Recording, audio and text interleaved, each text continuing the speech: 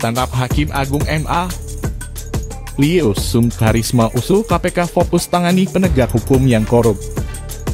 Koordinator Komunitas Tionghoa Anti Korupsi, Lius Sumkarisma melihat penangkapan yang dilakukan KPK terhadap Hakim Agung MA Sudrajat diniati membuktikan bahwa sanksi hukum terhadap aparat penegak hukum yang korup masih lemah di Indonesia.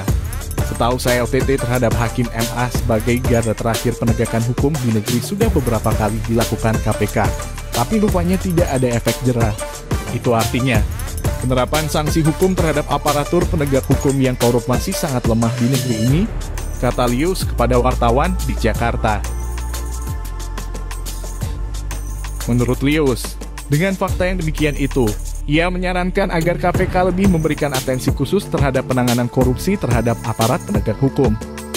Dengan wewenang yang ada padanya, tugas dan fungsi KPK itu harusnya lebih ditekankan pada penanganan terhadap aparat penegak hukum yang korup. Lius menyarankan tidak usah lagi mengincar korupsi kepala daerah atau pegawai pemerintah. Biarkan itu menjadi tugas inspektorat, BPK, dan kejaksaan. KPK fokus saja menangani tindak korupsi yang dilakukan aparat penegak hukum seperti polisi, jaksa, dan hakim. Dengan kewenangan besar yang ada padanya, KPK bisa menjadi pengawas sekaligus menjadi polisinya penegak hukum yang nakal, ujar Lius. Untuk bisa mewujudkan itu, KPK hanya membutuhkan perpu dari Presiden. Dengan perpu itu, tambah Lius, berarti Presiden telah membuktikan tekadnya untuk benar-benar memberantas praktik korupsi di negeri ini.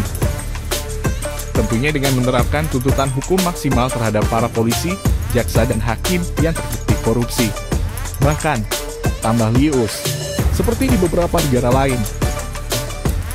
Di Cina misalnya, mesti ada klausul khusus bahwa terhadap aparat penegak hukum yang terbukti korupsi, hukumannya harus lebih berat. Agar ada efek jera, hukuman terhadap aparat penegak hukum harus lebih berat, bila perlu hukuman seumur hidup, tegasnya. Jadi bukan seperti yang baru kemarin dilakukan pemerintah, para koruptor malah diberi remisi dan pengurangan hukuman. Ini kan malah membuat para koruptor dan calon koruptor di negeri ini berpikir bahwa korupsi di negeri ini ternyata bukan kejahatan yang menakutkan, pungkasnya.